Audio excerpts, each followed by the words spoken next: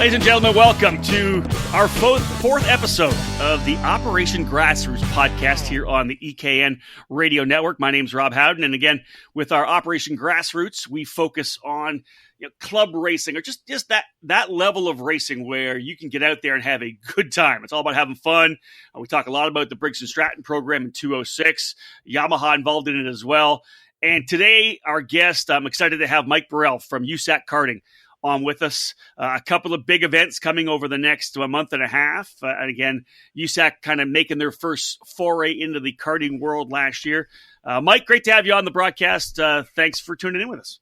Oh, thanks for having me. You are, just over a week away from the Battle of the Brickyard, a month and a half from the Thor Industries Elkhart Riverwalk Grand Prix. First and foremost, it must be a little bit easier, I think, this year, seeing as last year you launched with two brand new events.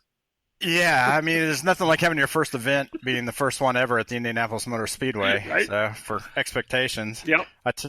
Rick Folks, our race director, and I, we said, well, we're either going to go down big or really fly with this. So fortunately, it panned out well. Everybody had a great time, and it looks like pretty much everybody's coming back.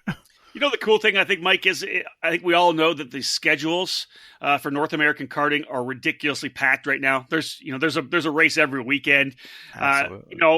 For you guys, I think what you're doing, the concept, the ideology behind it, and then putting it, number one, to go back to Elkhart, which was was a storied street race in American karting. But then, like you said, USAC, with its connection with the Speedway, able to have the first ever kart race inside the walls of the Indianapolis Motor Speedway with that packed schedule. I think for me, that was the fact that you got so many drivers to come, I think spoke volumes to the fact that you guys were onto something big, and that was getting to the Speedway. There were other races around the country that exact same weekend last year, but you guys had a great turnout. There are, and I got to thank some of the local tracks and people around here. They were real helpful and didn't schedule that weekend. And it's like we told them, we didn't get a choice with Indy. Yeah. They pretty much told me you can have it the same weekend as the quarter midgets, and they said, well, we don't have anything going on Labor Day weekend. I go, well, that's Rock Island. I don't want to do that. And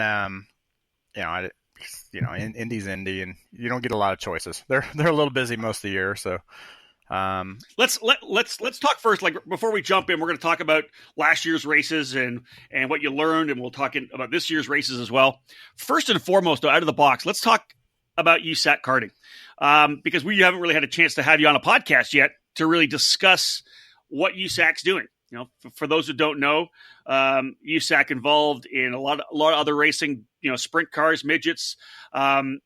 And some, they've done some road racing sanctioning as well.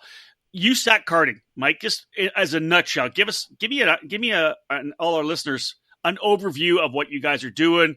What's the mandate? What are you guys trying to accomplish here? So it kind of started a long time ago, about 5-6 years ago, when we talked about doing a race at Indy, and then it got kind of shelved for a while. Dan Weldon's passing was a big reason it got shelved, because he was so big into karting.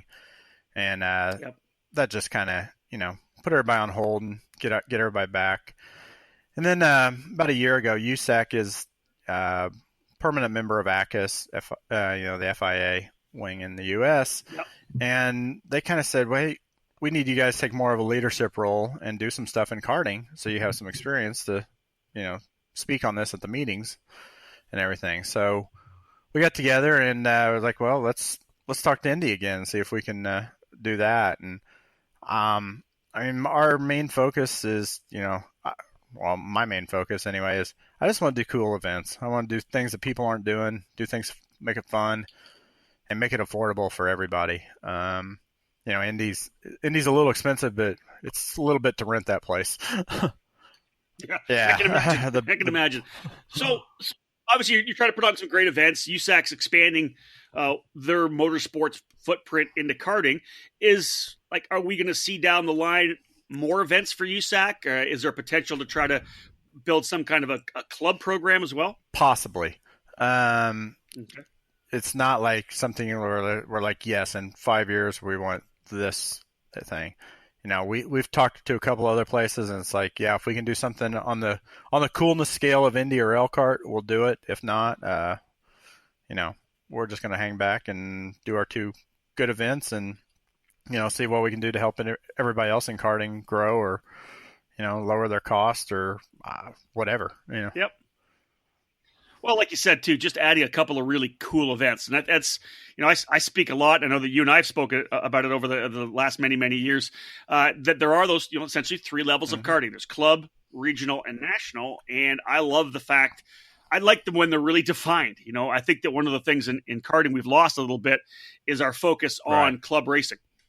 Our this whole Operation Grassroots deal that David and I started with the hashtag and a lot of articles was just to even change our focus. I admitted myself that even e-karting news, we were focusing probably a little too much on the national level stuff and not giving enough due to club racing. And of course, working with Briggs, Dave Klaus, and the whole 206 program, the Briggs Weekly Racing Series, this Operation Grassroots deal.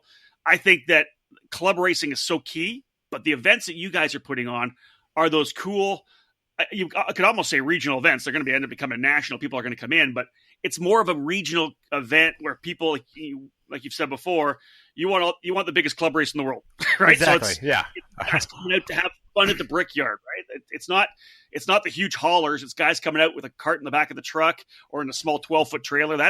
You guys have built something, I think, with the Battle of the Brickyard and of course Elkhart as well, where it's that thing that a club got. It can be that big race for the club driver. And that's exactly what we wanted. We want the guy that has one engine, we're trying to limit it. Last year we didn't know. We said, yeah, you can run 2-3 sets of tires, whatever you need. This year, we found that Indy's smooth as a billiard table, and, you only need 1 set of tires for the weekend. Okay. Shifter guys are going to have 2, I think. But, but like your Yamaha, Briggs guys, it's like, hey, you can run 3 classes on 1 set of tires. Let's get back to that, and more track time, less money. So that's I like that.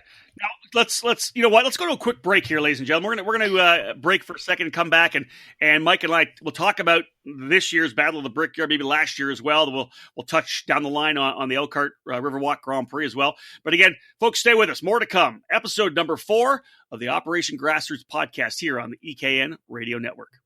Race fans around the world know the Indianapolis Motor Speedway is the sacred ground of motorsports. July 5th through 8th, karters once again will get a chance to race at the Brickyard. L206, Yamaha, IAME 125cc, and shifters will challenge a 1-mile circuit that utilizes the infield road course and a touch of the world-famous oval. With drivers from as far away as New Zealand already committed, the battle at the Brickyard is quickly becoming an international tradition. Visit USACkarting.com and register to be part of the greatest spectacle in karting. Join us at the Thor Industries Elkhart Riverwalk Grand Prix August 11th and 12th for music, family fun, and great kart racing. Entry fee is only $195, which includes a set of Hoosier tires. Follow USAC Karting on Facebook and Twitter. In a sport where the difference between winning and losing is measured in hundredths of a second, you can't afford to leave anything on the table. You invest in the best equipment, the latest components, and top-of-the-line data acquisition systems. Anything to find one more tenth, right? I'll tell you right now, the best investment you could ever make is in yourself. If you want to improve your results, it's time for professional instruction and coaching at the Alan Rudolph Racing Academy. Located at the new state-of-the-art Speed Sports Racing Park just north of Houston, the Alan Rudolph Racing Academy uses the very best equipment, Burrell art carts. They offer half-day, 1-day, 2-day, and 3-day clinics.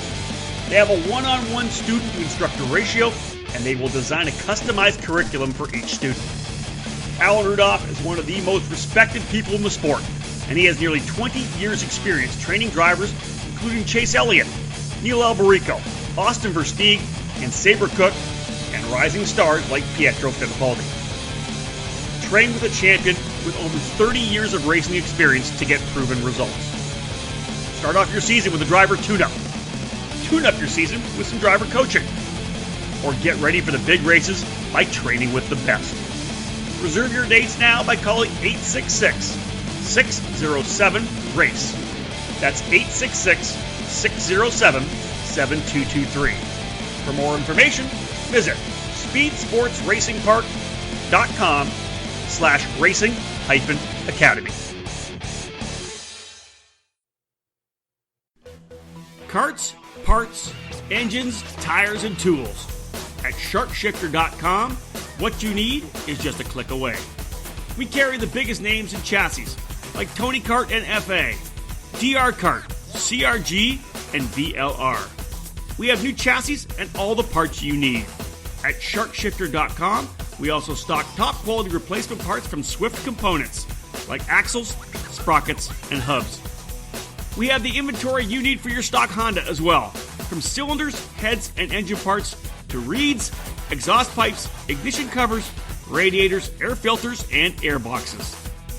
We build our own billet aluminum components as well, including motor mounts and clutch levers. Need to add to your toolbox? We offer alignment tools, brake, battery, and exhaust tools, tire gauges, and hand tools. Stop messing around getting your seat in the right position. We have a seat mounting system that makes it easy. Check the website for monthly specials. If you need it, we can get it to you fast. We ship the same day. Sharkshifter.com, your online source for carts and parts. Welcome back to episode number 4 of Operation Grassroots, the podcast here on the EKN Radio Network. My guest today, Mike Burrell from USAC Karting. Mike, let's focus now on the Battle of the Brickyard. July 5th, 6th, 7th, 8th, I think is the date. Yeah. Yep. Yeah. So for those who don't know about it, let's talk first about last year. It's a race that you guys have inside, essentially on the speedway, on the speedway grounds, using some of the access roads, some of the I think it's the old Formula One track. Talk a little bit about the track itself and what you guys went through last year to put this race together. So the track comes out to almost exactly 1 mile. So it's about the size of a Newcastle. It's wider, obviously. The parts of the Formula One track are, well, one place it's 70 foot wide and some places it's 50. So there's plenty of room to race. And then he uses a couple of the access roads to kind of connect it, and you just barely get your left side wheels up on the oval a little bit. So track comes out to, like I said, 1 mile. It's smooth as can be. The access roads are a little rough, and it's kind of like I've been telling people. It's 70% enduro track, 30% street race. So I like it that. is. That's a cool race. And it is fun to drive. It's fast, as it should be. It's Indianapolis. And it's mainly, I think, right-hand turn based. So, Let's talk about last year. How, your thoughts, obviously, your first event. Anytime you have a first event, as you're putting the track together, you're evolving things. You're walking around the track for the first time, and hey, we need to put barriers here. We need to move something here. That first year, last year, let's talk first about some of the event and design challenges, and then we'll go into the fact that you guys had some great racing with great numbers as well. Yeah, we first did the test out there in October of 16, and we had Connor Daly and some local karters, Colton Aldridge, and the guys from TB Kart Indy, and we're all out there, and we had Briggs, we had Yamahas, we had tags, we had shifters, and we sent Connor out in a KZ, and he came back in and goes, "Yeah, that felt kind of fast." I looked down at the dash, and it was 117 at the highest point. I was like, "Oh yeah, that's a little fast. We need to slow this down." So we went through about 4 different track variations until we came up with what we ended up racing last year. And like I said, this year, we're keeping the same track. We talked about cutting back on one of the hairpins a little, make it flow a little easier and everything. It's like, you know what? Now let's keep that exactly like that, because we need that passing point. We need that spot that separates talent from horsepower. Mm-hmm. So Agreed. We're going to run the same track. We've changed up the pit flow a little bit. They opened up a back wall, so we have one entrance, one exit, which was a big problem last year. Everybody was trying to go through one spot both ways.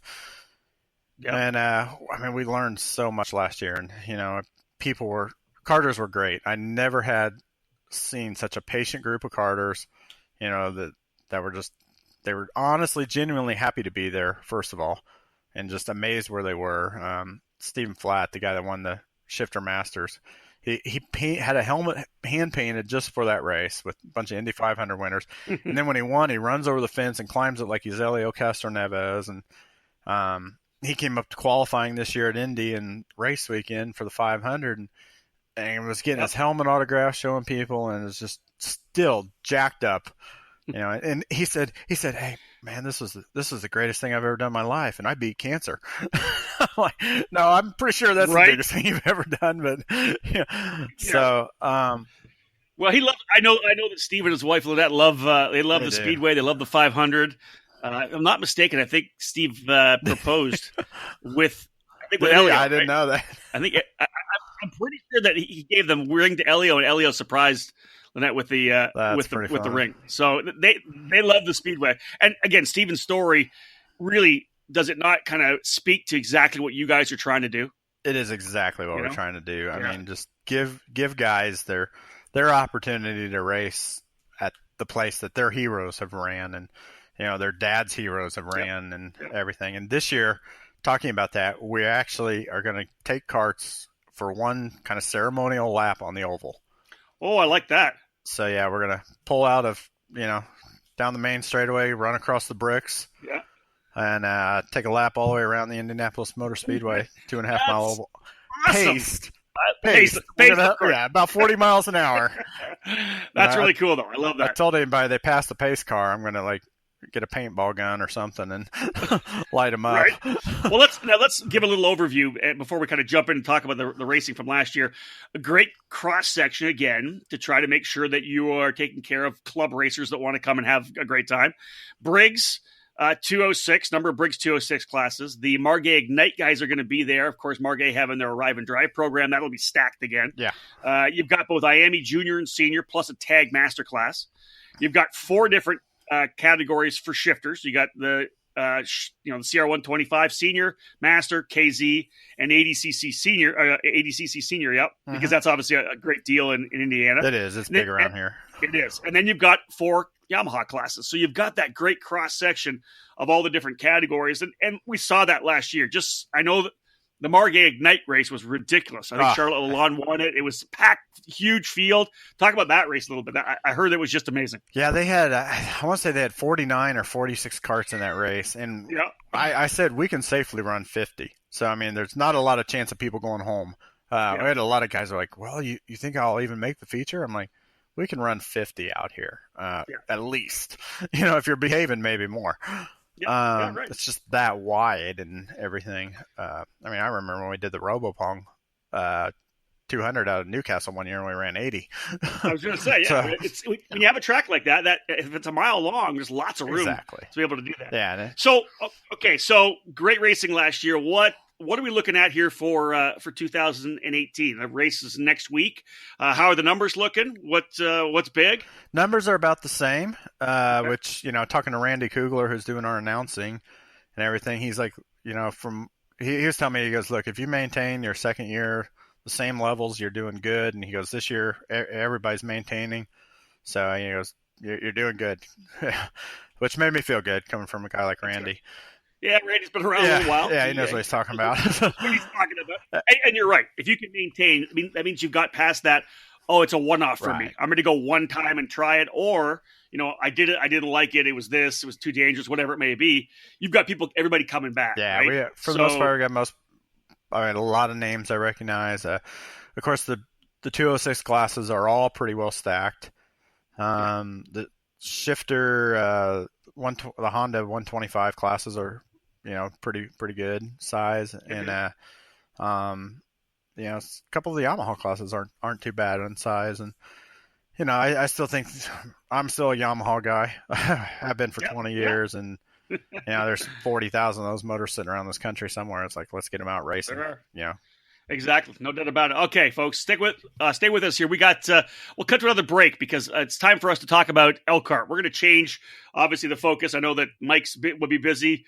We're taping and recording this on Thursday. I'm sure he already said he's been at the track, already moving barriers around at Indianapolis. So it's going to be a lot of work to be done next week to get ready.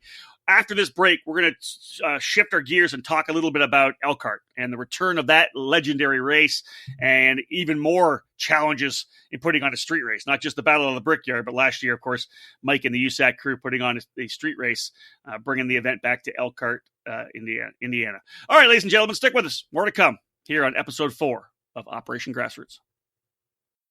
For over a century, Briggs Stratton has had a commitment and passion for racing. It's a DNA found in every engine we build today. So whether you kart race, Baja, race quarter midgets, or believe that dirt and snow are just God's way of adding to the challenge, the dedicated spirit of every Briggs & Stratton employee stands at the fence waiting for the green flag to drop. Briggs & Stratton Racing. What powers you? When it comes to karting in NorCal, Cambrian Go-Karts is the go-to location for karts, engines, parts, accessories, and incredible service. We're located in Campbell, California, and we're dedicated to supporting NorCal karting. We're trackside for all the KPX Karting Championship and SuperKarts USA California Pro Kart Challenge events, and we stock everything you need for your IAME and Briggs engines, including X30, KA100, Swift, and the awesome 206. We're also an authorized Avinco tire dealer. Burrell Art and Ricardo Chassis are winning races from coast to coast. Cambrian Go-Karts is your Northern California source for these quality Italian-made karts, having been a proud dealer of the Burrell product line since we opened our doors in 2004. We're also a dealer for SodiKart, the brand that has become the leader in gearbox racing in the U.S. If you're in NorCal, the shop to visit if you're seeking incredible service and a dedication to supporting newcomers and experienced racers alike is Cambrian Go-Karts. Check us out online at CambrianGoKarts.com. Hi, EKN listeners. This is Jeff Wessel from Streeter Superstands. When it comes to lifts and stands for your carts and the largest selection of shop and trailer accessories, we know all about building and giving you the best. The Streeter Superstands crew has over 30 years of experience, are kart racers just like you, and know that the Streeter name stands for durability, affordability, and most of all, quality. We're the original and genuine manufacturer of Bigfoots and stacker stands, and we build them right here in the USA, along with our best-selling Streeter Superlift, upright stands, and an ever-growing roster of shop and trailer accessories to outfit any trailer or garage. While some guys pretend to be number one, we prove it every day, every race. Racers demand the best, and Streeter Superstand builds it. Check us out at StreeterSuperstands.com. When it comes to the best in lifts, stands, shop and trailer accessories, and all the cool necessities to make your race day easy and organized, it's all at StreeterSuperstands.com. We innovate, not imitate. Roll with the best right now at StreeterSuperstands.com. Welcome back to episode number 4 of Operation Grassroots, the podcast here on the EKN Radio Network. USAC Karting's Mike Burrell joining me. Just before we went to break, I said it right. It's Elkhart, Indiana, right? Elkhart, Indiana. Yeah, not Wisconsin. That's right. No, not with Wisconsin. I thought that again was like right on the border. You know, one of those deals. No. All right, let's talk about this event. First and foremost, those who have been in the sport for 4 or 5 years, you know, they just don't know about the event. They probably never heard of the Elkhart Grand Prix. Anybody that's been in the sport for 25 years or more, that was the race. It you know, there was. Yeah, you know, there was Quincy in the Park. There was that event, of course. But man, with the TV coverage and thousands of fans, the Elkhart Grand Prix was just this massive deal. Yeah, back in the late '80s, early '90s, you know, when you and I were getting started in this, Elkhart would get 600 entries. I think Nelson Piquet Sr. came up and ran 1 year. Formula One champion and everything. Yep. And I think he came up with Wagner Rossi, and they brought the first MG tires to the U.S. then. Talk about some history. Yeah. And, you know, it was on ESPN2, which was brand new at that time and looking for different content and everything. And, you know, they would have 20,000 fans out there, and you would go around that track, and it was just, you know, you felt like a rock star. You know, I mean, this was the Monaco of of go-karts. No doubt, it was. It was just you can still find that a lot of the footage on YouTube and online, and you watch it. If they're 4 or 5 deep everywhere around the racetrack, it was just an amazing deal. So that's what you guys had as your model, right? So we're going to bring Elkhart back. You obviously hooked up with some good sponsors. Let's talk about the challenges of putting that event on. Man, what a monumental undertaking for you guys. In the same year where you just spent all the time putting on the starting the battle of the Brickyard. Yeah, so we decided 6 weeks later, let's have another big race and resurrect Elkhart. And that was another one, everybody's like, oh, it's the same weekend as SCUSA at Newcastle. I'm like, I can't help it. Fortunately for us, that leaves a lot of go-karters, club level guys, off. Because a lot of the clubs and everything around the Midwest here take off, when there's a national in town, so their top guys can go run the national stuff. So that leaves us a pretty good pool of people to, they have nothing to do that weekend, honestly. But, the town has so much going on every weekend up there. They're trying to do something to, in their city to bring people in and everything. And this was pretty much the only date they gave us. And I was like, well, we'll make it work. Last year, I think we had 146 entries or something like that. And what a great start that is, right? To get a brand new race, and again, playing exactly what you're saying about USAC karting, having that big club race. There's guys that aren't going to go to the Superkarts USA Summer Nationals, but man, they want a big race. Well, you know what? They're going to add the Elkhart Riverwalk Grand Prix. Let's talk a bit about the challenges. You've been to a lot of street races yourself. That was obviously a different animal in terms of putting on a race. Absolutely. We meet with the city about once a month, and there's about 20 people in each of these meetings from police department, fire department, and, every city department, and then Chamber of Commerce, and they want to know how, we're going to bring people in and hotels. So it's, it's very corporate. It's very municipal, dealing with, politicians and officials and everything, and they've done more than we could ever ask. I mean, they've bent over backwards to make sure it's successful. And but yeah, it is a challenge. And starting the week after the Battle of the Brickyard, we're up there about every week, starting to stage stuff and get their people all in order and volunteers. I don't know, we probably had 50 volunteers, and then, all the city time they put in and everything. And so the track's a little different than it was in the 90s. Most definitely, yeah. You've gone to a different track. Now, Briggs, 125 and 80cc shifter, and Yamaha on tap for that race, plus the vintage carts are there as well. If we can get them, if we can get some vintage guys there, I'd love to have some vintage guys run. Just especially stuff that ran there in the first years of Elkhart. Yep. And kind of draw it all back together. Then I like that idea too. That'd be cool.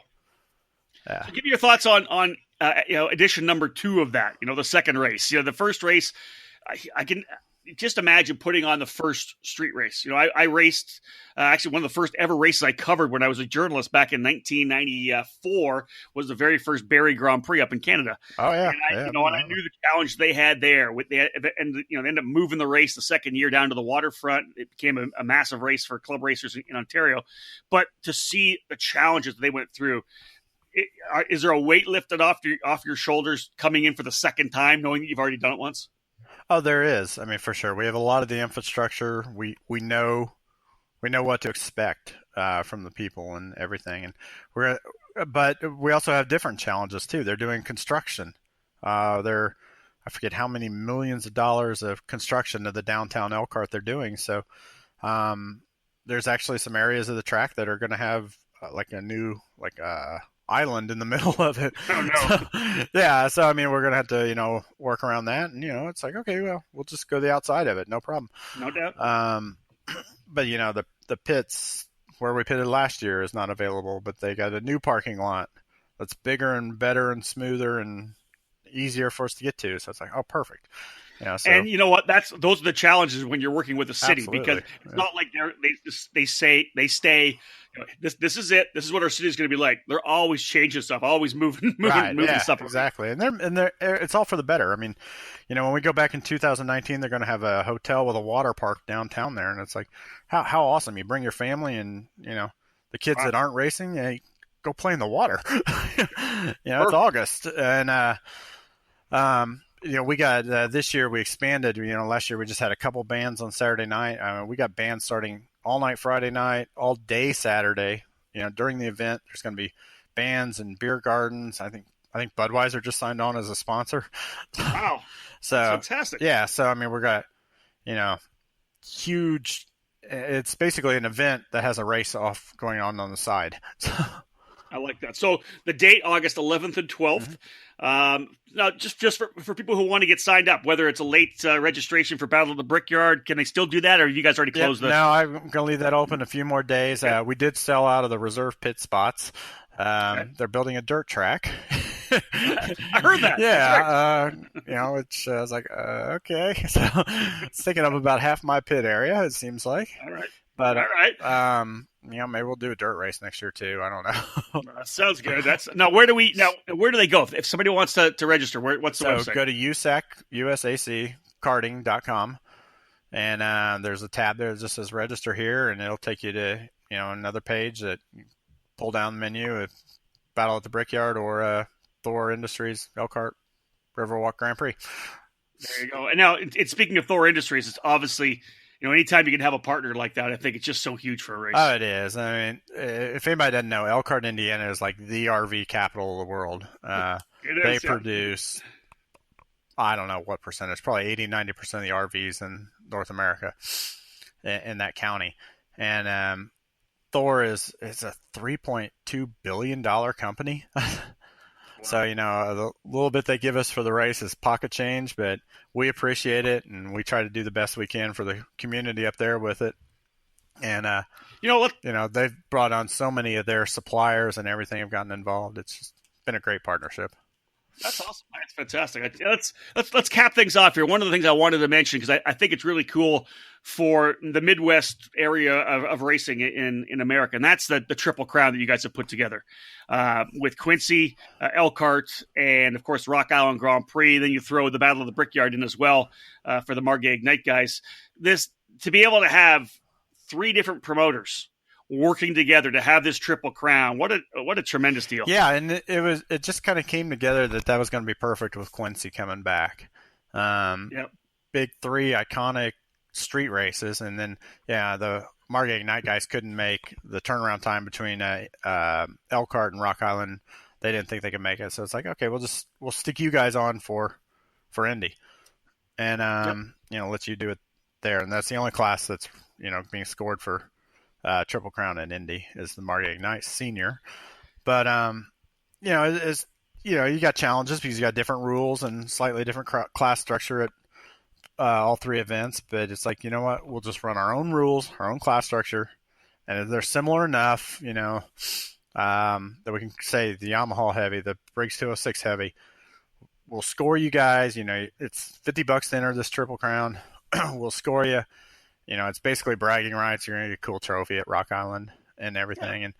And just trying to promote karting, promote street racing and everything through working together. Well, Mike, in a world, a motorsports, a karting landscape now, where it's essentially manufacturer versus manufacturer that are both, that are connected to the sanctioning bodies and different promoters in the series. It does. It's not ideal, but in that landscape where it's so confrontational right now, for 3 promoters, for you guys and for Quincy, for you guys and for Rock Island to get together and say, hey, you know what? Let's do something together. Let's just we're not one big group, but we're gonna get on the phone together and we're gonna do something cool. I think that's a big positive. I'm really happy to see it happen. I mean, it was work. We had to iron out some things and but in the end, it's like, okay, let's keep our eyes focused on what would be best for street karting, especially street race karting, because it's kind of a dying thing around the country. It's still huge here in the Midwest, but it is. Let's do what we can that's best for the karting and for karters. So, how much sleep are you going to get over the next week and a half? Well, considering I got to work my real job between now and Tuesday, probably not much. So, to get this track put together, let's talk. We'll wrap up and talk about Battle of the Brickyard again next weekend, July 5th, 6th, 7th, 8th. Let's talk about some of the key people. Give them some kudos. The key people that are helping to put the race on and make it happen. And then let's talk about, like, is there a volunteer team out to help put this track together? Indy, no, there's really no volunteers. I mean, Elkhart would get a bunch with the community up there and everything, but Indy, it's pretty much on us. Our race director is Rick Folks. A lot of people know Rick from either enduro racing. He's a legend there, and he'll tell you all about it.